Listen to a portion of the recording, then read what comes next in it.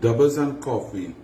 Well, one thing is for certain, that tomorrow you will have a Prime Minister selected by Keith Rowley in the PNM, who is the worst orator in the history of Caribbean politics. The man cannot speak on a platform. I never even noticed because I never really listened to him. He just gave the worst speech in history. The small, tiny crowd, 3,000 maximum, where all the maxi park, it had more maxi park than people. Woodford Square has never had so much space in between people. The trees were free to blow in the breeze. And Stuart Smallpin Young came to the podium. He didn't know whether he wanted to scream. He couldn't breathe. It looked like he had asthma. He didn't know what he talking about. He tried to pretend that he was a PNM since 1998. When he came back and he got involved, he was very lucky. Just come back and get involved to make money under the PNM Commission of Inquiry. But then he had to admit he only joined the PNM in 2014, talking about he born in Henry Street.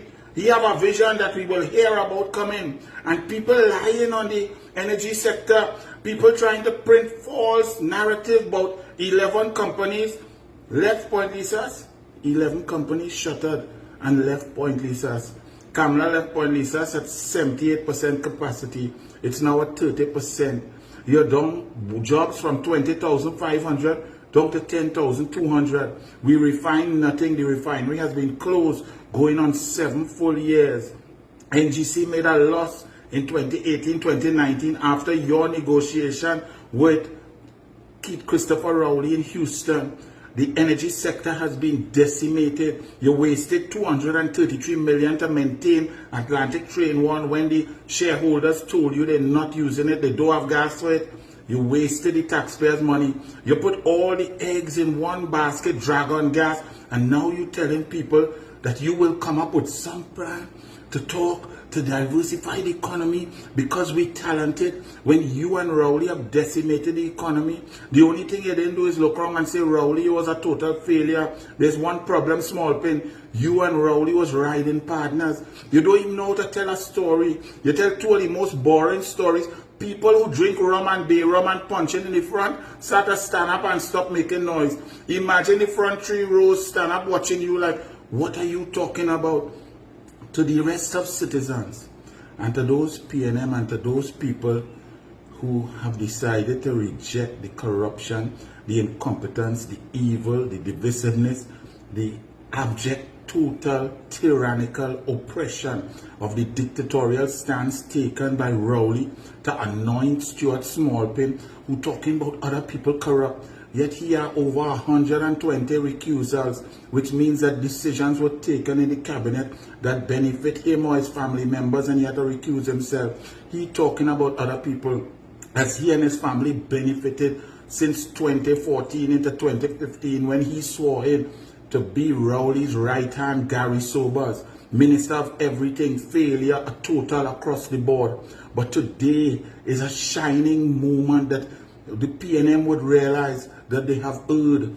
That man inspired no one. That man made people who drink punch and turn sober in the front of the PNM stage.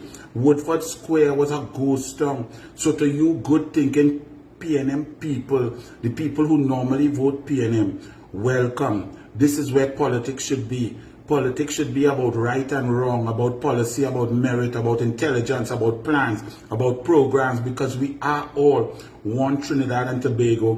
Finally, I've seen that people have woken up. It is the most woeful PNM rally in history. Even with the 33-3 back in November, or the first rally in November 1986, there were much more people than that. The place was packed out. Woodford Square on a good day could hold about 25 to 28,000 people back to the fences and so on. There was just space. You could have do a dance. You could have lie down. You could have sleep. The homeless could have sleep in peace in this PNM rally. That shows that the people have woken up. They're done with the lies of the PNM, the pathological lies of Rowley and Smallpin. They want the government to work for the people. They want the resources to be used for the people. They want better health care. They want more jobs. They want safety, security. They want borders protected. They want sport and culture, investment, diversification. They want our education system to make great out of us. They want increased gate, less taxes, less pressure, less oppression. They want to be able to get back into the middle class and thrive, not the rich get richer. So I congratulate the citizens of Trinidad and Tobago. I was worried, I wanted to know if all you really don't want to think, if you don't want to vote for yourself, if you don't want to uplift your families, if you are there just to vote for the rich to get richer and them to recuse themselves. But today, I feel proud.